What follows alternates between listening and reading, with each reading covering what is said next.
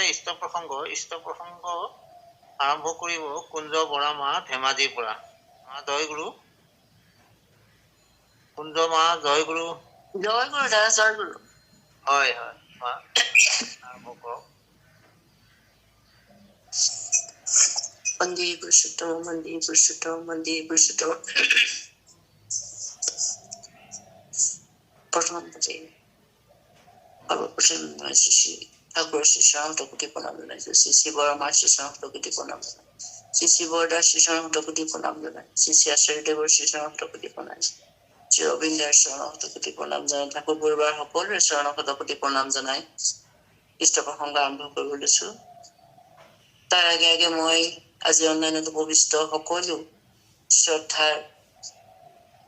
ঋতিক দেৱতাকে আদি কৰি প্ৰমুখ কৰি সকলো শ্ৰোতান দাদা মাসকলক মই আনন্দিত জয় গুৰু আগবঢ়াইছো। জয় গুৰু। ইষ্ট প্ৰসংগ কৰাটো মোৰ কাৰণে কিমান সাধাৰণ কথা নহয়, তথাপিও ইষ্ট প্ৰসংগ কৰিবলৈ পালে অলপ ভালে লাগে, মনটো খুবেই ভাল লাগে। কাৰণ ঠাকুৰৰ নিৰ্দেশ আছে,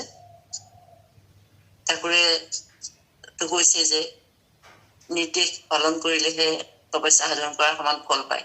গতিকে আমি কি পাইছো নাজানো, আজি আপোনালোকৰ নিৰ্দেশ মানি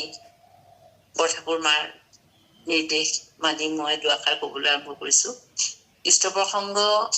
সঁচাকে কৰিব পাৰিলেতো খুবেই ভাল, কিন্তু ইষ্ট প্ৰসংগ, ইষ্ট মানে সকলোৱে আমি জানো যে মংগল, তেওঁকে আৰাধনা কৰি চলিছো, যিজনক লৈ আমি চলিছো তেওঁৰ বিষয়ে কোৱাটোৱেই ইষ্ট প্ৰসংগ। গতিকে ইষ্টৰ বিষয়ে কবলৈ যাওঁতে বৰ্তমান সময়ত ঠাকুৰৰ নিৰ্দেশেই পালন কৰা হৈছে, যে আচাৰ্যদেৱৰ যি নিৰ্দেশ আমি পালন কৰি আছো বৰ্তমান সকলোৱে। আমি সৎসংগী সমাজত সকলোৱে আমি ইষ্ট প্ৰসংগ কম বেছি পৰিমাণে সকলোৱে কৰি আছো। কাৰণ আজি মই কৰিছো বুলি অনলাইন মাইক্ৰফোনৰ সন্মুখত কৈছো বুলিয়ে নহয়, যে প্ৰতিজন ইষ্ট প্ৰাণ দাদা মায়ে বৰ্তমান সময়ত ইষ্ট প্ৰসংগ কৰি আছে। কেনেকৈ প্ৰত্যেকেই ডিপি ৱৰ্কছত গৈ ঘৰে ঘৰে যিখিনি কথা কৈছে, ইষ্ট সম্পৰ্কে যিখিনি আলোচনা কৰিছে, যি নিয়মেৰে চলিলে তেওঁক পোৱা যায় বা যি নিয়মেৰে চলিলে পৃথিৱীত শান্তিৰে জীয়াই থাকিব পাৰে, এই কথাখিনি কবলৈ যোৱাটোৱে হ'ল ইষ্ট প্ৰসংগ। আমি বেলেগকে কোনো এটা ইষ্ট প্ৰসংগ বুলি কবলৈ নাই। কালি এগৰাকী মায়ে যোৰহাট অনলাইনতে ইমান সুন্দৰ ইষ্ট প্ৰসংগ কৰিলে, বাস্তৱ প্ৰসংগ। আৰু বাস্তৱ ইষ্ট প্ৰসংগ কৰিলে আচলতে সকলোৰে মন মুগ্ধ হৈ যায়, কাৰণ সেইটো বাস্তৱ তেওঁ পাই আছে আৰু তেওঁ পোৱাটো কৈছে, আৰু আমি তেওঁলোকক অনুসৰণ কৰিবলৈ সহজ পথ এটা বিচাৰি পাইছো। গতিকে তেনেকুৱা বাস্তৱ কাহিনীবোৰ যাৰ থাকে তেওঁলোকে ইষ্ট প্ৰসংগ কৰিলে বেছি ভাল হয়। আমাৰ বাস্তৱ কাহিনী কম, আমি কেৱল কিতাপৰ কথা অধ্যয়ন কৰি কাৰোবাৰ মুখত শুনি আৰু কাৰোবাৰ ঘৰে ঘৰে গৈ দুই এটা কথা শুনি যিখিনি কৈছো সেইখিনি আমাৰ বাস্তৱ কাহিনী নহয়। তথাপিও কেতিয়াবা অনুধাৱন কৰি পাইছো যে আমিও যদিও কম বেছি পৰিমাণে সৰু বৰ হলেও কিছু কাহিনীৰ মাজত সোমাই পৰিছো, জড়িত হৈ পৰিছো। মানে কেনেকৈ, আমি যেতিয়া কিবা এটা ভাবো, আমি সৎসংগী সকলে কিবা এটা যেতিয়া ভাবো, মনন কৰো, চিন্তা কৰো যে অমুকক লগ পাব লাগিছিলে, অমুক বিষয়টো আমি কৰিব লাগিছিলে, অমুক কামটো আমি কৰিব লাগিছিলে, যিজনৰ কথা ভাবিছো, যাক কবলৈ ওলাইছো, সেই মানুহজন কিবা কাৰণত কোনোবা এটা কানেকশ্যনত আহি আমাৰ ওচৰত ধৰা দিয়ে, নাইবা টেলিফোন যোগে, নাইবা নিজে কায়িকভাৱে আহি, নাইবা তেওঁ বেলেগ ধৰণে যোগাযোগ কৰি কানেকশ্যনটো আমাক দিয়ে। সেইটোৱে জানো নহয়, সেইটোৱে আমাৰ এটা সাংঘাতিক ধৰণে মানে আমি যে বাস্তৱ কাহিনীত যুক্ত হৈ আছো সেইটো প্ৰমাণ হৈছে। কালি এটা সৰু কাহিনী, মোৰ নিজৰ কাহিনী। মই ভাবি আছো যে মই এটা কাম কৰিবৰ কাৰণে ভাবি আছো যে এজন মানুহক মোৰ এটা খুব দৰকাৰী কথা কব লগা আছে, বা সেই কথাটো আমাৰ ঘৰৰ লগত জড়িত, আমাৰ পৰিবাৰৰ লগত জড়িত, খুবেই দৰকাৰী মানে কথাটো। কিন্তু কওঁ কেনেকৈ, কি উপায়েৰে কি বুদ্ধিৰে কলে আমি সেই কথাটো তেওঁৰ ওচৰত পোৱাব পাৰিম, এই কামটো আমি সাধন কৰিব পাৰিম। ঠিক তেনেকুৱাতে সেই সময়তে এই বিষয়টোৰ ওপৰতে আচৰিত ধৰণে এই ফোন এটা মোলৈ আহিছে। একেধৰণে মানে একেটা কথা এটা প্ৰসংগতে ফোনটো মোলৈ আহিছে যে অমুক কৰিলে অমুক কামটো কৰিব পাৰি নহয়, নাই নেকি এইটো কৰিব লগা আছিলে। মই আচৰিত হৈ গলো, মই মানে ভাবি হতবাক হৈ গলো। তেতিয়া ভাবিছো তেওঁৰ কি ইচ্ছা দয়ালৰ কি ইচ্ছা যে আমি নকৰাকে আমি কিছু নিদিয়াকে আমি খুব কম দিছো কিন্তু তেওঁ আমাক বহুত দিছে কাৰণ এনেকুৱাবোৰ কানেকশ্যন আমাক দি দিছে যিবোৰৰ যোগেদি আমাৰ দৈনন্দিন কাম কাজত সহায় হৈছে গতিকে আমি সুন্দৰভাৱে যে তেওঁক মনন কৰো তেওঁক যদি আমি আমাৰ প্ৰত্যেকটো কাম সাধন কৰো তেওঁক মনন কৰো তেওঁৰ কামত যাজনত আমি আগবাঢ়ি যাওঁ ইষ্ট প্ৰসংগ কৰো তেতিয়াহ'লে নিশ্চয় আমি বহুতখিনি পাম তেতিয়া কিছু কথা মানে মনলৈ আহিছে যে মই এইখিনি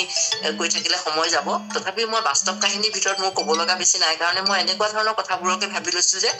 আমি যদি ইষ্টৰ কাম কৰো ইষ্টই আমাক এইখিনি দিয়ে আমাক সেই কানেকশ্যনটো দিছে গতিকে এই কানেকশ্যনটো পাবলৈ সবে নোৱাৰে চাগে আমিয়ে পাইছো নেকি এনেকে ভাবি লৈছো এইটো এটা বাস্তৱ কাহিনী আৰু শ্ৰী ঠাকুৰে তেখেতে নিজেই কৈছে তেখেতৰ আলোচনা প্ৰসংগত তেখেতৰ কোৱা কথা যে এজন সৎসংগী কেনেকুৱা হোৱা উচিত এজন সৎসংগী কেনেকুৱা উচিত কেনেকুৱা হ'ব লাগে এই কথাটো তেওঁ বাস্তৱভাৱে তেওঁ কৈ গৈছে আলোচনা প্ৰসংগত যে তোমাৰ কেমন হোৱা উচিত তেওঁ কৈছে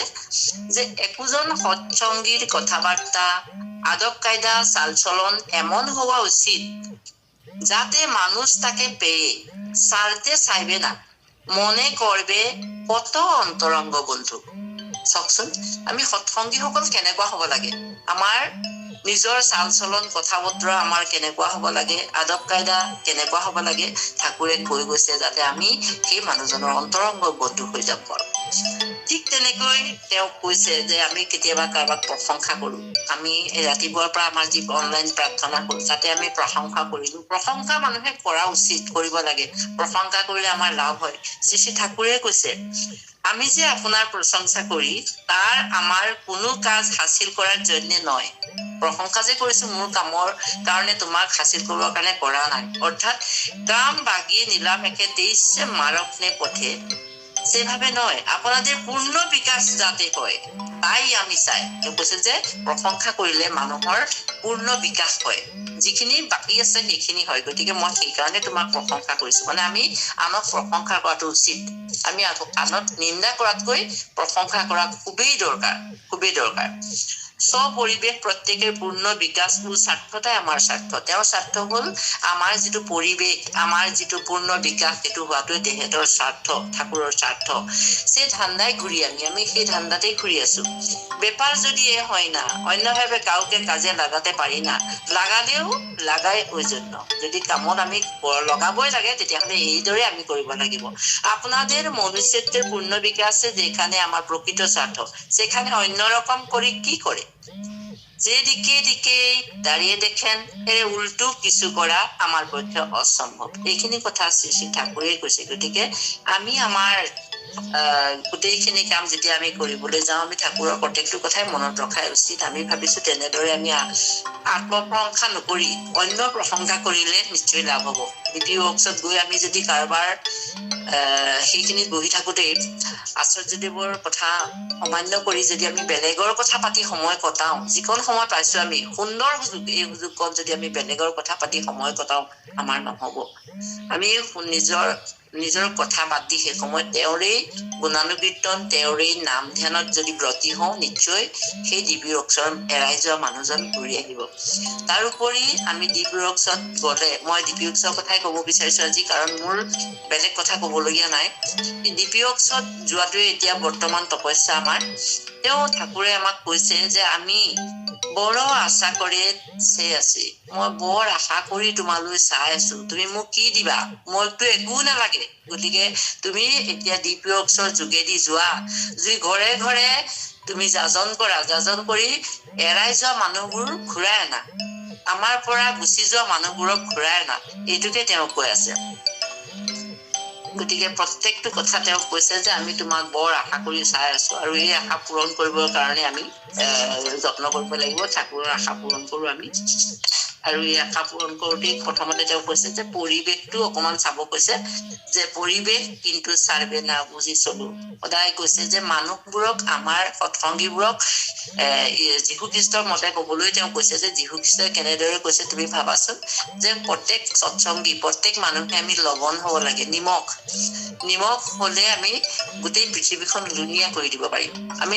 নিমখৰ দৰে হ'ব লাগে যদি আমাৰ নিমখৰ গুণটো আমাৰ গাৰ পৰা এৰাই দিওঁ তেতিয়াহ'লে আমি সৎসংগ সংগী হ'ব নোৱাৰিম আমি পৃথিৱীখনত আমাৰ পৰিৱেশটো শুদ্ধ কৰি তুলিব নোৱাৰিম গতিকে তেওঁ আমাক সেইটো হ'বলৈ কৈছে দ্বিতীয়তে তেওঁ আমাক কৈছে যে তোমাৰ চৌম্বিক শক্তি বাঢ়বে কিভাবে আমাৰ চৌম্বিক শক্তি চুম্বকৰ দৰে শক্তিবোৰ আমাৰ গাত আছেই কিন্তু আমি তাকে বঢ়াম কিদৰে শ্ৰী ঠাকুৰে নিজে কোৱা কথা নিজেৰ কথা-বাৰ্তা চাল-চলন আচাৰ ব্যৱহাৰ আৰু ব্যক্তিত্ব এনেভাৱে কৰি তোলা যাতে লাগে মানুহ স্বত্বই তোমাৰ প্ৰতি আকৃষ্ট হয় চুম্বকে যেনেকৈ লু আকৰ্ষণ কৰে ঠিক তেনেকৈ আমাক কৈছে আমাৰ কথা-বতৰা চাল-চলন আচাৰ ব্যৱহাৰ ব্যক্তিত্ব এনেদৰে আমি গঢ়ি তুলিব লাগিব যাতে মানুহে নিজে নিজে স্বত্বই মানুহে নিজে নিজে আমাৰ প্ৰতি আকৃষ্ট হয় তুমি যতই ইষ্টেৰ প্ৰতি অটুট গভীৰ আকৰ্ষণে বৃদ্ধিত বিমুক্ত হৈ থাকিবে সক্ৰিয়ভাৱে ততই তোমাৰ মেজিক পাৱাৰ বেড়ে যাবে ততই মানুষ তোমাৰ প্ৰতি সশ্ৰদ্ধ হৈ উঠিবে আমি যিমানেই ঠাকুৰৰ প্ৰতি আমি যিমানেই ইষ্টেৰ প্ৰতি যদি আমি গভীৰ আকৰ্ষণ বঢ়াই যাওঁ আমাৰ আকৰ্ষণ যদি আমি বঢ়াই থাকো তেতিয়া আমাৰ মেজিক যিটো ম্যাগনেটিক যিটো আমাৰ পাৱাৰ যিটো মেজিক পাৱাৰ ম্যাগনেটিক যিটো পাৱাৰ চৌম্বিক আকৰ্ষণৰ যিটো পাৱাৰ আমাৰ গাত বাঢ়ি উঠিব আৰু আমি মানুহৰ শক্তিৰ মাধ্যম হৈ পৰিব আমি তেওঁলোকে আমাক আকৰ্ষণ তেওঁলোক আমাৰ প্ৰতি আকৰ্ষিত হ'ব এইটোকে তেওঁ কৈছে যে মানুহ অশ্ৰদ্ধা হৈ যাব শ্ৰদ্ধা কৰিব গতিকে ইষ্টনেচাই সমাহিত থেকে ইষ্টকৰ্ম কৰে চলাই সাফল্যটো এতে লোকে কাছে থেকে সম্মান পেলে অহংকাৰ আছে না যিমান মানুহে আমাক সন্মান কৰিব আমি অহংকাৰ গোটাই ল'ব নালাগে অহংকাৰবোৰ গাত থাকিব নালাগে আমি ইমান একেবাৰে কিবা এটা হৈ যাব নালাগে আমাৰ নিন্দা ভৰ্ৎসনাৰ মন তলে কম ইষ্টকে মনটা চপে দিও সেই চালাক লোক দুনিয়ার সেই দুঃখ সুখের মধ্যে থাকিলেও সেগুলি তার মনকে খুব একটা ধরতে বাকাইছে পারে না কৈছে যে আমি ঠাকুৰৰ প্ৰতি তেওঁৰ প্ৰতি আকৃষ্ট হৈ থাকিব লাগে অহংকাৰ আমাৰ গাৰ পৰা দূৰাই দিব লাগে আঁতৰাই দিব লাগে ইষ্টক মনতে সপি ল'ব লাগে তেওঁকে আমি মনত সপি লৈ সকলো কাম কৰিব লাগে আমাৰ সকলো দুখ আমাৰ পৰা ওলাই যায় আৰু তেওঁ কৈছে যে টকা পইচাৰ কথা বেছি ভাবি সময় নষ্ট কৰিব পৰা নাই যে টকা পইচা মানুহৰ টকা পইচা লাগে কিন্তু টকা পইচা তেওঁৰ ভাবি থাকিব পৰা নাই যোনে বোলে টকাৰ কথা বেছিকৈ ভাবি থাকে তেওঁলোকে টকাৰ প্ৰতি আঁতৰি গৈ থাকে সেইকাৰণে টকা পইচাৰ কথা কম ভাবি মানুহবিলাকক ধৰিবলৈ কৈছে আৰু আমি ডিপি ৱৰ্কছত যেতিয়া আমি যাওঁ ডিপি ৱৰ্কছত গ'লে প্ৰত্যেকটো কিছু কথা আমি অধ্যয়ন কৰি যাব লাগিব এই কাৰণে যে ডিপি ৱৰ্কছত গৈ আমি বহুত মানুহে বহুত কথাত আমি সন্মুখীন হৈছো কিছুমান কথাৰ যে আজিকালি ল'ৰা ছোৱালীবোৰ সাংঘাতিক ধৰণে মানে অলপ তীক্ষ্ণ তেওঁলোকে ঠাকুৰৰ প্ৰতি আকৃষ্ট নহয় ভগৱানৰ প্ৰতি আকৃষ্ট নহয় তেওঁলোক কিন্তু মেধা শক্তিত খুব মানে তীক্ষ্ণ যাতে তেওঁলোকে মানে বহুত কিতাপ অধ্যয়ন কৰে কিন্তু ঠাকুৰৰ কথাহে অধ্যয়ন কৰা নাই বা ভগৱানৰ কথা অধ্যয়ন কৰা নাই কিন্তু বাকীখিনি তেওঁলোক ঠিক আছে গতিকে যিকোনো প্ৰশ্ন তেওঁলোকৰ মনত অৱতাৰণা কৰে যিকোনো প্ৰশ্নৰ অৱতাৰণাৰ সন্মুখীন হ'বলৈ যাওঁতে আমি কিছু কিতাপ অধ্যয়ন কৰি যাব লাগিব ভাগৱত শাস্ত্ৰ অমূল্য ৰত্ন নানান ধৰণৰ কথা প্ৰাৰ্থনা এনেকুৱা ধৰণৰ কথা আমি লাহে লাহে অধ্যয়ন কৰিবলৈ লাগিব কাৰণ আমি নিজে পাইছো সিদিনা আমি জয়া সিং মা আৰু আমি গৈছিলো এঘৰলৈ তাতে মানে এগৰাকী ছোৱালী আমাক যি প্ৰশ্ন কৰিলে যে ভগৱান তেওঁতো শুনি আছে যে শ্ৰীকৃষ্ণৰ কথা শুনিছে শংকৰদেৱৰ কথা শুনিছে বা ইটো সিটো শুনিছে কিন্তু ঠাকুৰ অনুকূল চন্দ্ৰৰ কথা শুনা নাই ঠাকুৰ কোন বা কেনেকৈ আহিছে ক'ৰ পৰা আহিলে তেওঁৰ যোগসূত্ৰ কি তেওঁ মানে অতীত তেওঁৰ আগৰ পৰা পাছৰ পৰা ভগৱান সকলৰ কথা ক'তনো আছে ক'ত লিখা আছে ঠাকুৰ যে আমাৰ পৃথিৱীলৈ আহিছে আমি যে তেওঁ ঠাকুৰ বুলি কেনেকৈ চিনি পাম এনেকুৱা ধৰণৰ বিভিন্ন ধৰণৰ যেতিয়া প্ৰশ্ন কৰিলে আমি এই ৰামায়ণ মহাভাৰতৰ কথা উলিয়াব লগা হ'ল ভাগৱতৰ দ্বাদশ স্কন্ধৰ কথা ক'ব লগা হ'ল ঠিক তেনেকৈ যদি আমি অকমান অধ্যয়ন নকৰিলোহেঁতেন আমাৰ অসুবিধা হ'লহেঁতেন তেতিয়া আমি প্ৰত্যেক দাদা মাসকলে সকলোৱেতো জানেই গোটেইখিনি অধ্যয়ন কৰিছে তথাপিও আমাৰ অনুৰোধ যদি আমি আমাৰ চুম্বকৰ শক্তি আমাৰ গালৈ আনিব বিচাৰো আমি যদি আত্মসন্মান ৰক্ষা কৰিব বিচাৰো আমি যদি নিজকে ঠাকুৰৰ বিষয়ে অলপ জানো বুলি বা ভগৱান তেওঁ যে কল্কি অৱতাৰ এই বিষয়ে জানো বুলি ভাবো এই কথাখিনি ক'বৰ কাৰণে ভাগৱত বা অমূল্য ৰত্ন বা ইত্যাদিতে শংকৰদেৱৰ কথা আমি কিছু অধ্যয়ন কৰিব লাগিব নহলে আমি কেতিয়াবা বিমূৰত পৰিম এনেধৰণৰ কথাৰ কাৰণে আমি প্ৰত্যেক প্ৰত্যেকসকল প্ৰতি প্ৰত্যেককে আমি আমাৰ এই কথাষাৰ মাজতে এই কথাষাৰ উনুকিয়াই থলো আমিও বহুত অধ্যয়ন কৰিবলৈ আছে আমি কম কৰিছো কিন্তু আমি যে সেই প্ৰশ্নবোৰৰ সন্মুখত পৰোগে সেইকাৰণে এইখিনি কথাও বাস্তৱভাৱে আমি পালো পোৱাৰ পিছতে কথাটো মানে মই অনুধাৱন কৰিছো আৰু অনুধাৱন কৰি মই ভাবিছো কিছুমান কথা আমি ভাগৱতৰ শ্লোক বা কিবা কিবি অলপ আমি মোবাইলত লৈ যোৱাই ভাল হ'ব নহলে লিখি মেলি লৈ যোৱাও আমাৰ খুবেই দৰকাৰ হ'ব গতিকে ঠাকুৰক প্ৰতিষ্ঠা কৰিব যাওঁতে আমাৰ বহুত কষ্ট হয় কাৰণ আমি আমাৰ সমাজখনত তেওঁৰ মানে আধিপত্যটো অলপ কম হৈ থাকিলে কিয়নো তেওঁ বেংগলী বুলি সকলোৱে মানে কৈ থাকে যে আমি তেতিয়া বেংগলী এজন ব্ৰাহ্মণৰ ঘৰতনো শ্ৰীকৃষ্ণ বা ভগৱান বা শংকৰদেৱ কেনেকেনো আহিলে এই কথাষাৰ বুজাবলৈ যাতে আমাৰ কষ্ট হয় গতিকে বৰ দীঘলীয়া নকৰো মই ইমান কব নাজানো কিন্তু শ্ৰী শ্ৰী ঠাকুৰৰ প্ৰতিষ্ঠাৰ কাৰণে তেওঁ বাৰে বাৰে কৈছে আমি আমাৰ চুম্বকৰ দৰে আমাক কবলৈ কৈছে আমাক আত্মসন্মানৰ কথা ভাবিবলৈ কোৱা নাই আমাক লাজ অপমান ইত্যাদি ললেও আমি আনন্দৰে গ্ৰহণ কৰি সেইখিনি লবলৈ কৈছে আমি এজন অভিমানী পুৰুষ হবলৈ আমাক কোৱা নাই তেওঁ কৈছে অভিমান ছাড়া অভিমান থাকিলে আমি একো কৰিব নোৱাৰিম এই অভিমানো আমাৰ গাৰ পৰা এৰুৱাই যাব কৈছে গতিকে আমি এজন সাধাৰণ মানুহ হবলৈ তেওঁ আমাক কৈছে তেওঁ সাধাৰণ ভাৱে শ্ৰী শ্ৰী ঠাকুৰক প্ৰতিষ্ঠা কৰিবলৈ কৈছে সব সময় তেওঁ ঠাকুৰক নাম মনন কৰিবলৈ কৈছে আৰু উচাই নিচাই মন্ত্ৰ সাধন এই কথাষাৰ আমাক কৈছে যে প্ৰত্যেকটো সময়তে যদি আমি মন্ত্ৰ কৰি তেওঁ মনন কৰি থাকো তেওঁ নাম ধান কৰি হৃদয়ত প্ৰতিষ্ঠিত কৰিব পাৰো তেতিয়াহে আমি সকলোৰে ওচৰত চুম্বকৰ দৰে আমি আকৰ্ষিত হ'ব পাৰিম গতিকে আজি বেছিকে দীঘলীয়া মই নকৰো যে তেখেতৰ আলোচনা প্ৰসংগ তোমাকে বলছি মানে গদ্যপুথিখন মোৰ ওচৰতে থাকে সেইকাৰণে মই ভাবিছো ইয়াৰ পৰা দুটা এটা কথা কওঁ এই কথাকেইটা ঠাকুৰৰ নিজ মুখে কোৱা কথা আৰু এই কথাবোৰ বাস্তৱ কাহিনীৰ লগত মিলি আছে তেওঁ কেনেকৈ আমাক লিপিৰক্ষত যাব লাগে এই কথাখিনি আমি এইখন অধ্যয়ন কৰিলেই পাওঁ গতিকে গোটেইখিনি কথা মনতে ৰাখি আমি সকলোৱে আগবাঢ়ি যোৱা ভাল আত্ম অভিমান ত্যাগ কৰি ইষ্ট প্ৰতিষ্ঠাৰ হকে নিজকে সৰু মানুহ কৰি ইষ্টৰ নাম মনন কৰিবলৈ ইষ্ট বুকুত ৰাখিবলৈ হৃদয়ত ৰাখিবলৈ সকলোকে আমি উৎসাহী কৰা অনুপ্ৰেৰণা যোগোৱাটোৱে আমাৰ বৰ্তমান সময়ত আমাৰ দায়িত্ব আৰু আমাৰ তপস্যা আৰু আচাৰ্যৰ নিৰ্দেশ গতিকে আমি গোটেইখিনি কথা মনত ৰাখি যেন আমি আগবাঢ়ি যাওঁ সকলো সৎসংগীয়ে পৰ নিন্দা পৰ চৰ্চা বাদ দি আমি প্ৰত্যেকেই নিজৰ গুৰু ভাই ভনীক একেখন ঘৰৰে একেটা পৰিয়ালৰে একে মা দেউতাৰে সন্তান বুলি ভাবি